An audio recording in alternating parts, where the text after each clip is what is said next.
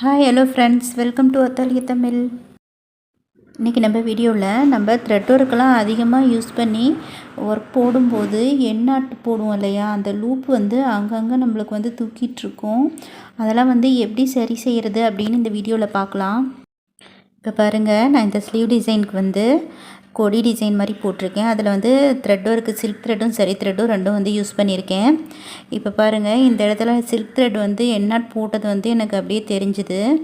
Loop ரொம்ப தூக்கிட்டுருக்கு பாருங்கள். இது கீழே இழுத்தாலும் போகலை. அப்படி இருக்கிறது நீங்கள் என்ன செய்யலாம் அப்படின்னா, நீடியில் அழியில் விட்டு அந்த லூப்பை இந்த மாதிரி இழுத்து விடலாம். அப்படியும் நம்ம ஏதாச்சும் ஒரு லீஃப் அப்படின்னா நம்ம இந்த மாதிரி மெத்தடில் சீக்கிரம் இழுத்து விட்டுறலாம்.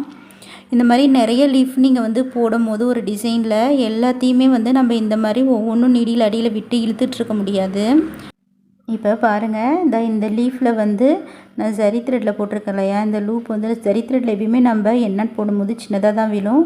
அங்கே நம்ம அதிகமாக அந்த மாதிரி யூஸ் பண்ணும்போது அங்கங்கே லூப் மாதிரி தூக்கிட்டுருக்கும். பாருங்கள், சில்க் த்ரெட்டில் ரொம்ப தெரியும் இந்த மாதிரி லூப்லாம்.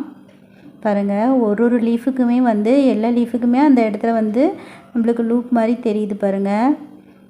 இந்த மாதிரி தெரிஞ்சால் நம்ம நீங்கள் லீஃப் டிசைன்னே நான் சொல்லலை, மற்ற டிசைன் எது போட்டாலுமே இந்த மாதிரி உங்களுக்கு தெரியும்.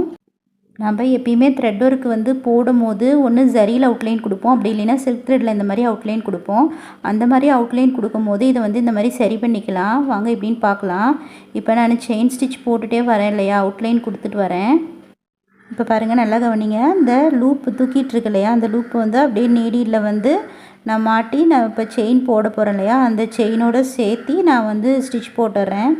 இந்த மாதிரி போட்டால் உங்களுக்கு அங்கங்கே லூப் தூக்கிட்டும் இருக்காது.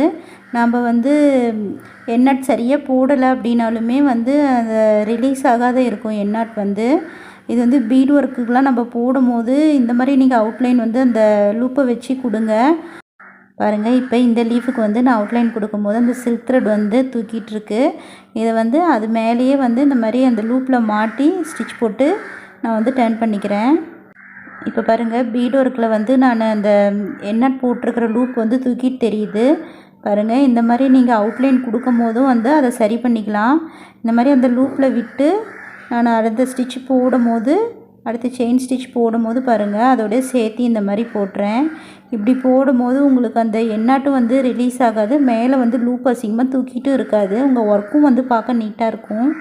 அவ்வளோதான் ஃப்ரெண்ட்ஸ். இன்னும் இந்த மாதிரி யூஸ்ஃபுல்லான நிறைய டிப்ஸ் பார்க்கலாம்.